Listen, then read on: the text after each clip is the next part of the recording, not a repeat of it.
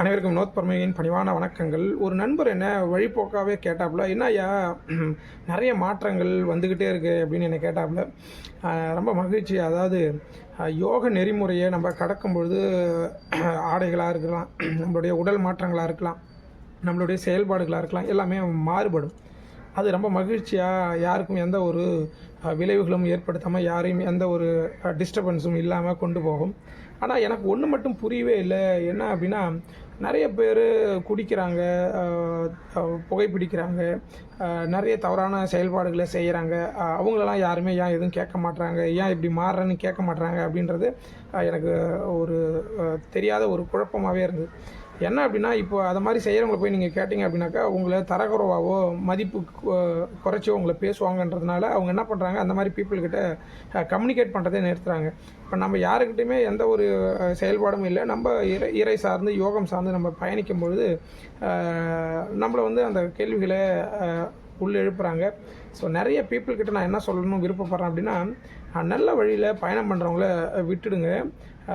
தவறான பயணம் பண்ணுறாங்க இல்லையா, அவங்கள போய் கேள்வி கேட்குறதுக்கு முயற்சி பண்ணுங்கள். அப்படி கேட்டிங்க அப்படின்னா உங்களுக்கு இடையூறு வருன்றதுனால நீங்கள் ஒதுங்கி இருக்கிறத தவிர்த்துருங்க. ஏன்னா அது மாதிரி ஒதுங்கி இருக்கிறதுனால தான் அவங்க தவறுகளை அதிகப்படுத்தி செய்துக்கிட்டே போகிறாங்க.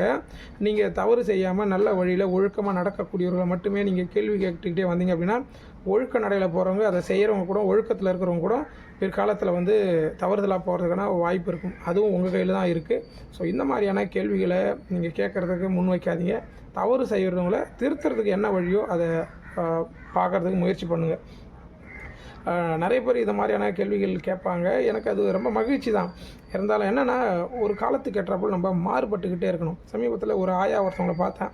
அவங்க வந்து என்னுடைய அப்பாவுடைய சின்னம்மா. அவங்க நிறைய விமர்சனம் பண்ணுவாங்க, எல்லாரையுமே அதை கலாய்ப்பாங்கன்னு சொல்லுவாங்களே, அது மாதிரி பண்ணுவாங்க. இன்றைக்கி அவங்கள வந்து ஒரு இடத்துல பார்க்கும்பொழுது ரொம்ப வருத்தமாக இருந்தது. என்ன அப்படின்னா, அவங்களால நடக்க முடியல, அவங்களால பேசவும் முடியல சரியா.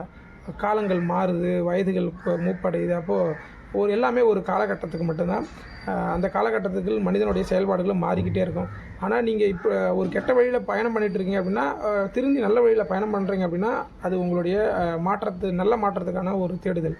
நீங்கள் கெட்டவங்களாக இருக்கீங்க அப்படின்னா, அதே செயலை கண்டினியூவாக செஞ்சுக்கிட்டே வந்தீங்க அப்படின்னா, ஸோ நீங்களே அந்த இடத்த விட்டு மாறிடுவீங்க அப்படின்றத புரிஞ்சுக்கங்க. வாழ்க யோகம், யோகம் மட்டும் அடுத்த பதிவில் கண்டிப்பாக சந்திக்கிறேன்.